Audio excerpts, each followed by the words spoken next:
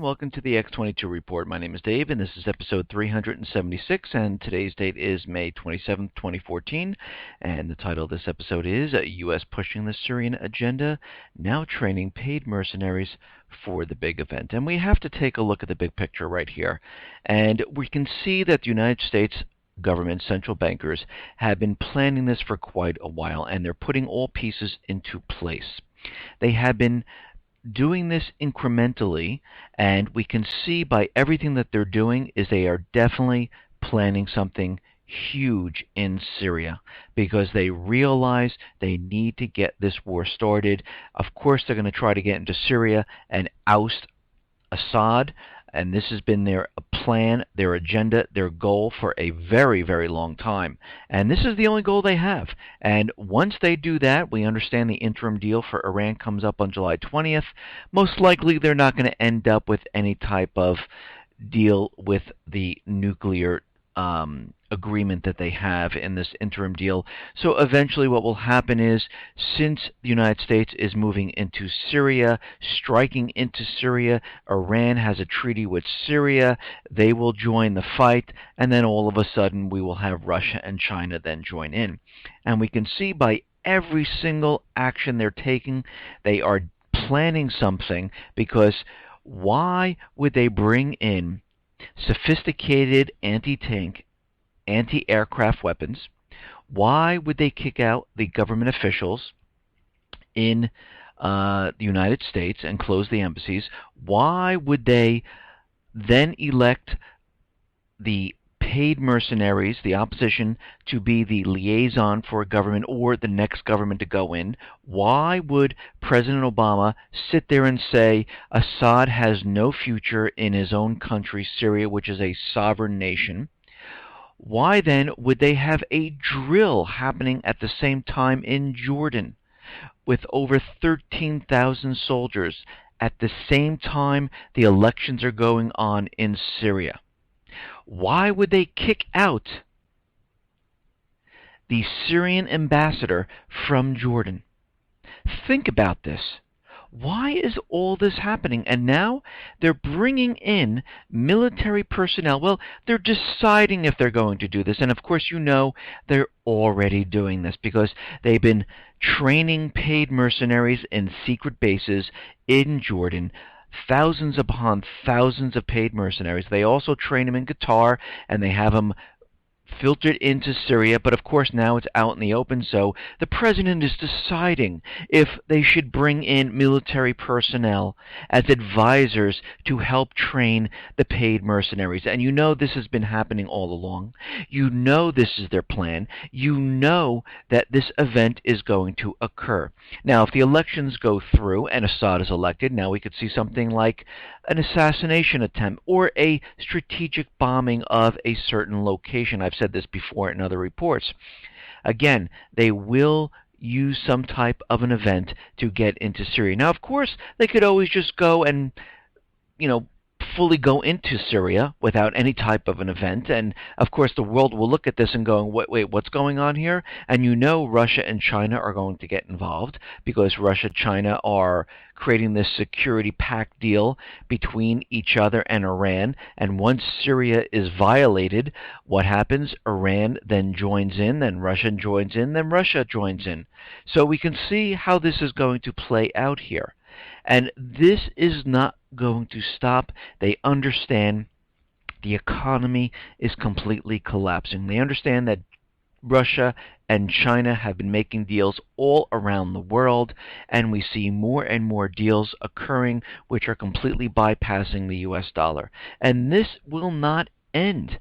And this is the only way out of this entire economic collapse. All they know is to start some type of war. They're provoking all around the world at this time.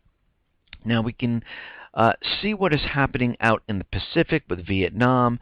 We can see what's happening with Japan. We can see what's happening in Central Africa. We can see the Middle East. All of this is completely falling apart, and in these same locations they are provoking. And in Ukraine, of course, we just had an election with Poroshenko, who has been voted in. Of course, he's part of the puppet regime, and he's going to go along with whatever the United States wants, and they're not going to stop the anti-terrorism forces, and they're going to continue with whatever they're doing, because the IMF told them, if you want the money, you better take control of the country. And of course, Poroshenko's saying he's going to get Crimea back, which means something else is going to occur. So let's get into the economic collapse news. And what we're seeing is that Greece is in a huge amount of trouble. They are put into debt. They have huge amount of austerity on the people. People can't find work. They have high unemployment, youth unemployment approaching 60%. People just can't make ends meet. And of course, if they want more debt, what do they need to do? Well, it looks like they have to sell some of their assets, and this is exactly what the central bankers want. We will give you paper and ink if you sell us hard assets. And of course, they're going to sell it to other corporations and other people, which will be part of the central bank regime. And this is how they get around it. This is what they want every single country to do. They will give you worthless paper for hard assets. We see it happening in Ukraine. They flew in, they took the gold, they used the paper and ink to buy more gold to ship that off to the Federal Reserve. And Greece right now, what's happening there is that 110 of Greece's best beaches are on sale by Greece's privatization agency, the prerequisite for receiving more handouts from the Troika. Now, of course, Greece has to do this because they have no way out of this debt problem. And we see this happening all throughout Europe, and this will continue to other countries. Just like in Cyprus, we had the bail-ins. Here we have Greece selling their assets to get more loans. And this is not turning out well for the people of the countries. Now, here in the United States, what we're seeing here is that the Richmond and Dallas Fed just missed expectations. Dallas Fed outlook plunged from 14.5 to 11.8. For Richmond, new order volume plunged from 10 to 3, and capacity utilization dropped back to below 0. Consumer confidence is continually falling, and when they did the survey of what people are looking to purchase, what they're saying is that they are not going to purchase appliances, and they're not looking to purchase homes in the near future. So this tells us that there is a major problem in the United States. People are unemployed, people are underemployed, they do not have the disposable income, they're not ready to make these purchases. And this is why we see retail and real estate all imploding on itself. Now, Case-Shiller came out, and they're saying that their home prices bumped up a little bit, except in one place, and that was New York. Home prices in New York actually fell by negative 0.3%. Every other place had a little bump, and I said this is the hot time of the year for real estate, spring, summer, and you have to remember what the U.S. government, the central bankers, have been doing. They've changed the rules. They brought the down payment from 20 to 25% down to 5.30%. They're letting in subprime people. They're handing out adjustable rate mortgages. Anyone with a pulse can get a mortgage at this time. They are doing this to pump up the real estate market a little bit longer, and again, this will not last. It will completely fall apart. And I remember back in 2007, 2008, when I was selling my home, and I know I said this quite a bit, but when I was selling it, I remember the prices slowly coming down, and this completely reminds me of the same exact scenario, and that it spread all over the country, and each part of the country got hit at different times. And of course, when people write me emails, they say, oh, there's nothing going on in my area. Well, eventually it will, because I remember back in 2007, 2008, when everything was coming to a screeching halt, New York, the traffic to houses completely dried up. Housing prices were falling, but Florida was booming like you can't believe, and then a couple months later, boom, everything completely crashed. And we're going to see the same exact thing happen. Now, we understand that the unemployment rate is completely fake, phony, false. It's made up. It's manipulated. They've been doing this for a very long time. They need to do this to keep the illusion alive. And they do this for inflation, GDP, and unemployment. But what we're seeing right now is that the state income tax collections nationwide slipped by 0.4%. They're not bringing in the same revenue as they did before on income tax. Now, how could that possibly be? Because now what we're seeing is unemployment continually dropping, and we're seeing less people work and less people making income to contribute to the states. It doesn't make sense whatsoever, does it? Because when unemployment was higher, the states did not report this. Now that unemployment is coming down, we have a retail problem, stores closing, people getting laid off. We have a financial problem where many of the financial institutions are laying off. Dell's laying off, Sony's laying off, IBM's laying off. We have all these major companies laying off, and we see real estate completely imploding. So when we take a look at this in some of the states that are seeing a decline, and this is the first drop since the end of 2009.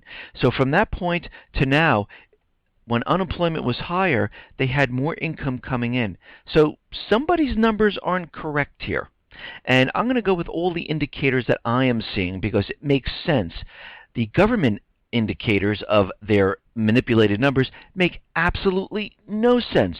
Ohio, their state income down by 19%. North Dakota down by 19%. Maine down by 15%. California down by 11%. North Carolina down by 9%. Iowa down by 4%. Mississippi down by by 3%. Virginia down by 1%. Kansas down by 0.1%. And there are many other states that are reporting this. So we can see there's a major, major problem. This is not going to end up well. It is going to escalate, and there are going to be more and more states that report they're seeing a dip in income, state tax income revenue. And this is because it's very simple. People just don't have work. And if they do have work, they're making a lot less money, or they have part-time jobs, so they're not bringing in the same amount of money. They're taxed less, and the states receive less taxes from income. Now, we understand that the United States government, the central bankers, have pretty much came out and said China was cyber attacking and cyber espionaging the United States. They named 5 people. Of course, they knew exactly who they were and how they did it, which is kind of ridiculous because a state actor like China just doesn't go ahead and use cyber espionage and cyber attacks by doing it from within their country. They bounce it all over the world. They cover their tracks very, very well. And what's been happening is that China has been stopping business, U.S. business in China. They're already saying for Microsoft and Cisco, we are no longer using your products. They're not allowing consulting firms to do business in China. And what we're seeing right now is the Chinese government is pushing domestic banks to remove high-end servers made by IBM. And they're going to replace them with a local brand. Government agencies, including the People's Bank of China and the Ministry of Finance, are reviewing whether Chinese commercial banks' reliance on IBM servers compromises the country's financial security, said the 4 people who asked not to be identified. So we can see what is happening here. U.S. businesses are losing business in China. IBM, Microsoft, Cisco, and many consulting firms. So what happens now? Well, less business, less profit, layoffs. People aren't working here in the United States. And the powers that be, the central bankers, the U.S. government, they don't care. They realize the whole entire economy is completely falling apart, and they know this. And they understand that they will be starting some type of war. There will be an event to get us into war, to cover up this economic collapse, because they do believe they will blame this on another country. They will convince everyone that it was another country that caused this economic disaster. And now we have to go after them because we're in a recovery, right? They keep telling us this.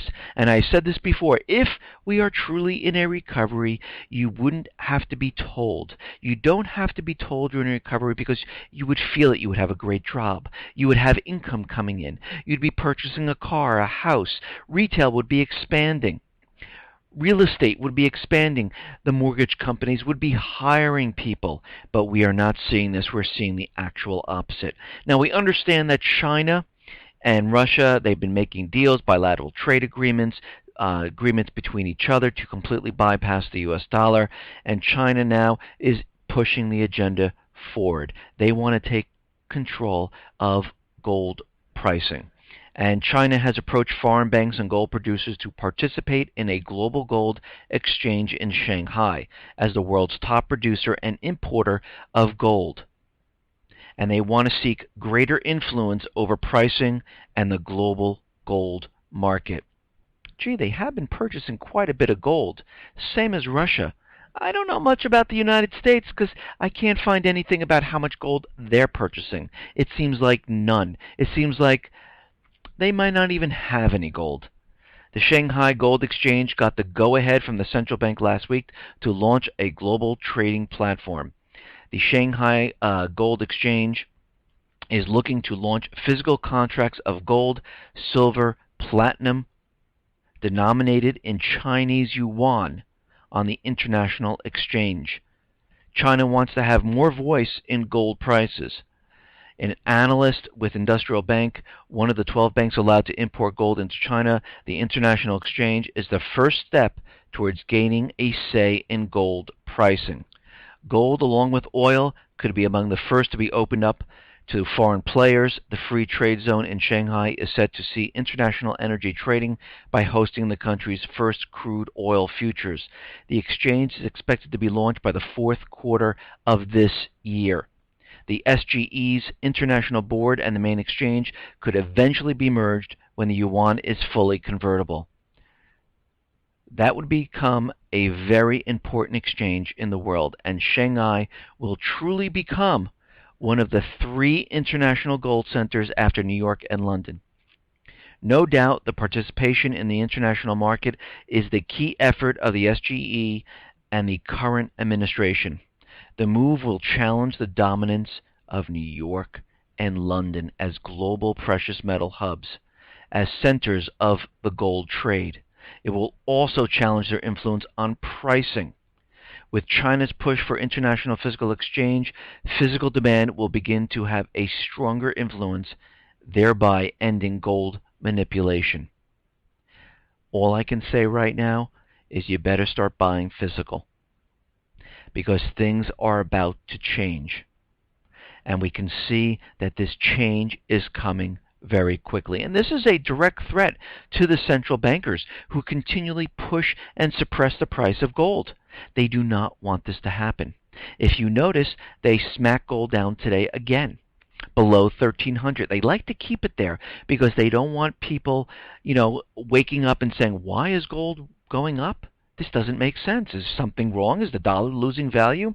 And like I said before, when you see gold tick up by $100, the next day $150, the next day $200, you know we are on the ride up. They lost control, and gold is going to skyrocket because people are going to look at this and they're going to say, oh my God, I better start getting physical, and they're going to run around trying to find it, and they won't be able to find this whatsoever. Now, we understand that the U.S. government central bankers, they need to bring in revenue, just like every other country. I mean, we see Greece, Cyprus, France, Portugal, Italy, UK, Germany now.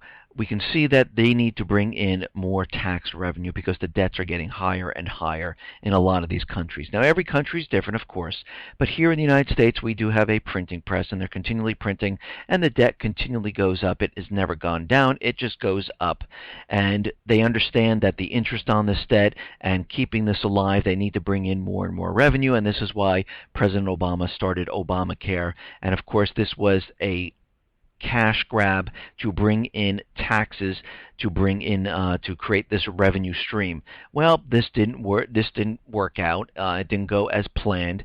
Obamacare is not doing that well because they expected the youth to get into it. They are not getting into it because, pretty much out of college, 80% of them don't have jobs. So the last thing on their minds is to buy health insurance, and we can see that it is not going the way they thought it was going to go. So now they're going down the track of two different things. One is climate change because they're going to impose some type of carbon tax on the people. It will be an energy tax on oil. It will be an energy tax on the amount of energy that you use. And in California, it looks like they're starting the program of the number of miles that you drive, you will be taxed. So if you're going on vacation and you're driving 600 miles, you'll be taxed. And they can do this very easily today because most of the new cars come with that little black box. They can monitor you. They can figure out how many miles you're driving, and they can have all that information at their fingertips. And right now, Obama, to push this agenda forward, what he's doing now is Obama's set to release new carbon regulations, and this is one of the first steps because he's going to regulate, and then he's going to tax, and then he's going to place this on the people, and before you know it, you will be taxed even more. And then, of course, he's also going to improve the infrastructure, and the only way to do this is to increase taxes, to place taxes on the interstate highways. And of course, as you all know, that this money is going to go not to the infrastructure because they have the gas tax on the gas pumps, and you can see that they really don't spend this on the infrastructure. They spend this on the things that they want to bring in more money for them, to create wars across the world, to put more people on the U.S. dollar to prop it up. And this is where this money is going to go. And of course, they have all these aid packages to all the countries to keep all the puppet regimes in place. So all this money they're talking about, very small little portion of it is going to go to the United States like it always does.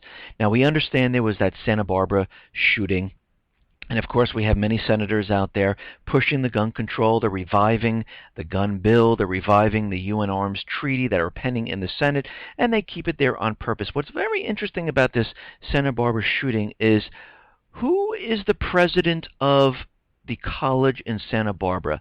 It just so happens to be Janet Napolitano. Don't you find that to be a coincidence, which I do not believe in, that it just so happens this is where it happened? Very interesting. But Dianne Feinstein right now is reviving her legislation, reviving the bill, and saying we need to pass this right now. Look what has happened. And of course, you know what she doesn't mention? The killing of the people with the knife. Not at all. Doesn't even mention. 3 people died of stab wounds. But that's not important because knives, that's meaningless to them. They want the weapons. That's the big one. They want to disarm the American people. Knives? Pfft. Who cares about that? Who cares if they used a crowbar and killed 27 people? Who cares if they used a hammer and killed 30 people? It wouldn't make a difference.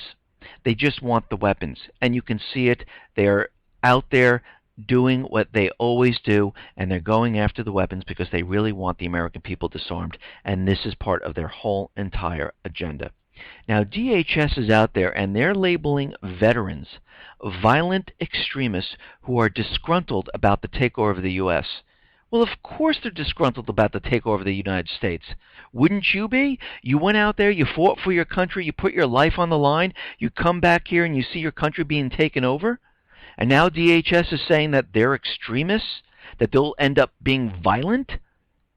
And, of course, this is all part of their plan because the government, the powers that be, DHS that was put into place to protect those people in power, They are afraid of the veterans. They're the ones who have the training, the know-how, the knowledge, the weapons training, the fighting training, the strategic military training to protect the nation, and they're very worried about this.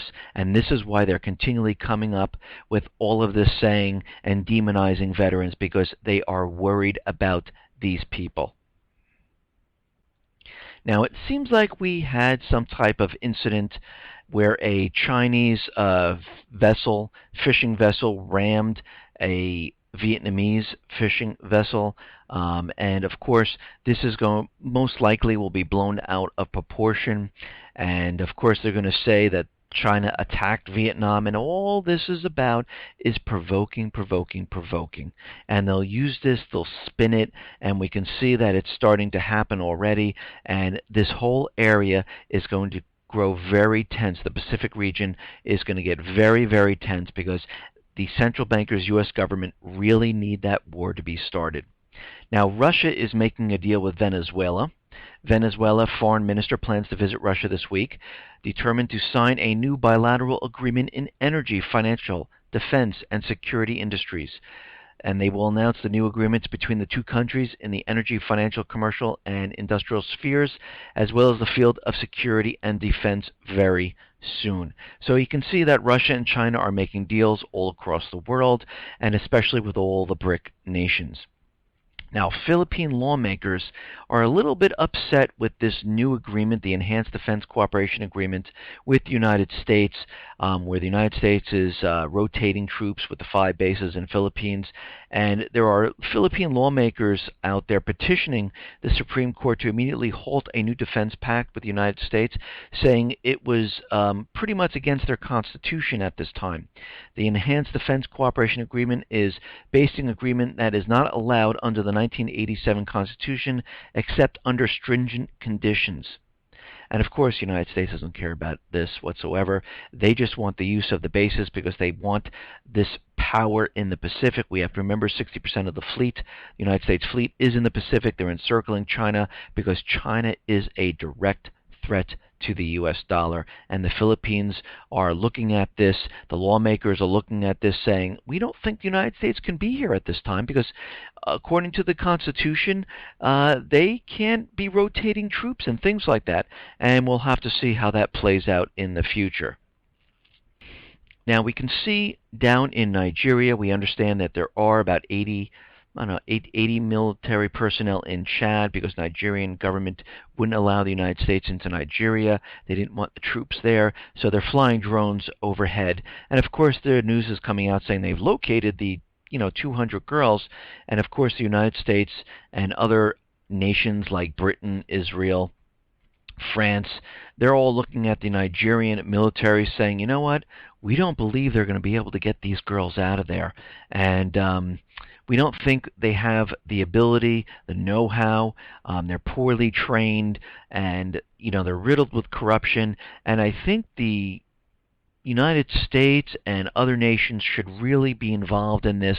We really should bring troops into Nigeria, and we should really help in this. And this is how they're trying to worm their way into Nigeria, because once those troops go in, they're not leaving, and this is exactly what they want. Nigeria is buddy-buddy with China. China's pumping in billions of dollars into their infrastructure. We understand the states in Africa are removing the dollar from the reserve. They're building up yuan. Kenya's become the clearinghouse of the yuan, and we can see exactly what is going on here. And we understand that Boko Haram, this whole entire propaganda was used to bring in forces into Nigeria because they couldn't use the excuse that, there's war breaking out and they need us, because nothing was happening at this time. But of course, they ginned up this Boko Haram. It's an international terrorist now, and all of a sudden you will see embassies must be closed, travel advisories, and you'll see more and more troops being poured into this region. Of course, they have natural resources that the central bankers would love to get their hands on. Now, Obama was out there saying that, okay, he's only going to keep around 10,000 troops in Afghanistan, and they are most likely going to keep more than that for a much longer time than he's saying. And we can understand that they don't want to remove the troops from Afghanistan because they do have the poppy fields, which pay for the covert operations. China is also in Afghanistan. They're helping the Afghans mine copper. They're pouring in $1 billion into the infrastructure. And again, this is all lip service to make everyone feel good. Elections are coming up. He's keeping somewhat of his promise that he'll be removing the troops from Afghanistan, which he's really not doing it. 10,000 troops there. And we'll actually have to see if troops are actually removed. They really want the bilateral security agreement signed. Karzai keeps snubbing them, the president of Afghanistan, and they're waiting for the next president to take office, and they'll try this bilateral security agreement once again. Once they get it signed, guess what? More troops are going to be funneling in to Afghanistan, and the United States will not leave. Now, we understand that the Baltics are having a drill, NATO's having a drill there, and Russian Air Force will intensify surveillance of the Baltic countries if NATO does have this drill. And there was some type of incident where they're saying Russian planes flew close and they scrambled the F-16 fighters. And of course, this is flexing muscles on both sides, and nothing really occurred at this point. Okay, now Putin just signed a law that Crimea is not going to be using the hryvnia anymore. June 1st, they will switch to the ruble, and this will enter circulation at this time. Now, Kiev is saying that when Russia took over Crimea, there was a $1 billion worth of natural gas stored underground, and they're saying they want this back, or they need the money for this gas. Now, Russia really hasn't answered. Yatsenyuk saying that he wants to hear the Russian answer, including the answer on the issue of giving Ukraine back the 2.2 billion cubic meters of gas. So we will have to see what happens. We'll see how Russia plays this. Will they give back the gas and say, okay, it is yours, take it back? Or will they say, Crimea had a referendum, they are part of Russia right now, that gas now belongs to Russia? And then we'll have to see how Ukraine acts at this point. Now, Ukraine's Poroshenko says he wants direct U.S. military aid. Well, of course he does. They want more money in there because they're in the process of joining NATO. They're in the process of joining the EU. They want more money. And of course, as we know, this is the puppet regime. And we can see at this point nothing has changed in Ukraine whatsoever. The anti-terrorism forces have been intensified. They're bombing. They're killing civilians now in Donetsk, and they're not stopping whatsoever. Now, Ukraine, Poland, and Lithuania are going to establish a joint military unit. Cabinet has endorsed a draft agreement between the three countries, and this will be signed by next month. So we can see what's going on here. Now they have, well, Ukraine is joining NATO very soon. We can see they're joining up with other nations, joining security forces, because they understand that eventually World War III will be kicked off full force. I mean, we can see what's happening across the world right now, where any place China is, that's where the United States is. Russia, they have encircling Russia on the European side. We can see the United States has been encircling China in the Pacific area, and the United States has troops all throughout the Middle East and in Africa at this time. So we can see they are continually trying to provoke, and if they cannot get a country to do something, they will cause it themselves with an event. Now, of course, John Kerry is out there saying, yes, the United States will support the new president because he was freely elected and he is the new president. We will support their efforts to determine their own future in a more united, secure, independence, and prosperous Ukraine, Kerry said. Now, of course they are, because it is part of the puppet regime. He's controlled by the United States. Nothing has changed there. Those people, the Prime Minister, the Defense Minister, they're still in power. They will not be changed out. They will still have their jobs. Nothing will change. All they did was switch an acting president for what they like to call an elected president, which is really not elected because they chose the people they wanted, and this is what happened. And there was a virus in the electronic voting system, so they had to go to paper, and there were many, many different violations in the voting process. So, as we all know, the voting was most likely fixed. Now, it looks like there were some reports in Syria that the inspectors were under fire. There were reports that some of them were kidnapped, but it looks like they're all safe now. But what I took out of this was very, very interesting about this whole ordeal. And this goes on to say the Syrian government signed the convention last year as part of a Russian and U.S. broker deal under which it pledged to destroy all of its chemical arsenal in Syria. Now, we understand that to be true. There was an agreement because the American people were not ready to go to war. The polls were very low. The president saw this, and all of a sudden, John Kerry blurted out that, if Assad got rid of his chemical weapons, we'd be happy. Of course, Russia picked up on this, and then the whole deal started to be worked out. But as we can see from that point on, that wasn't really what they wanted. Their whole agenda from the Geneva II talks and going forward till now is they just want Assad removed, and that was their whole purpose.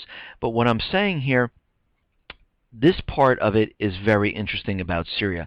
Syria was not required to declare its stockpile of chlorine, a toxic but weak agent as it is widely used for commercial and domestic purposes.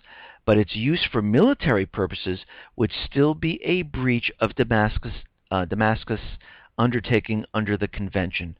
So we can see right now they're trying to use this as Syria breached the chemical weapon agreement.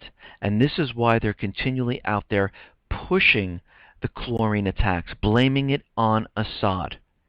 And it looks like this is the path they most likely will go down. Now, right now, Russia is going to be delivering MiG-29s to Syria, about 12 of them, and we can see what's happening on the other side in Jordan with the United States central bankers. They are pumping in military assets. They're bringing in military personnel. And of course, President Obama is close to authorizing the U.S. military to train moderate Syrian rebels. Well, we know this has been happening all along from the CIA, but now they're just going to come out with it and say, yes, we've been training them. Now we're going to send down the military personnel. And a new military training program would supplement a small train and equip program led by the CIA, which Mr. Obama authorized a year ago. U.S. officials said the new military program would represent a significant expansion of Washington's public efforts. The president will make clear his intention to expand the support to the moderate Syrian operations and increase our support to Syrian neighbors.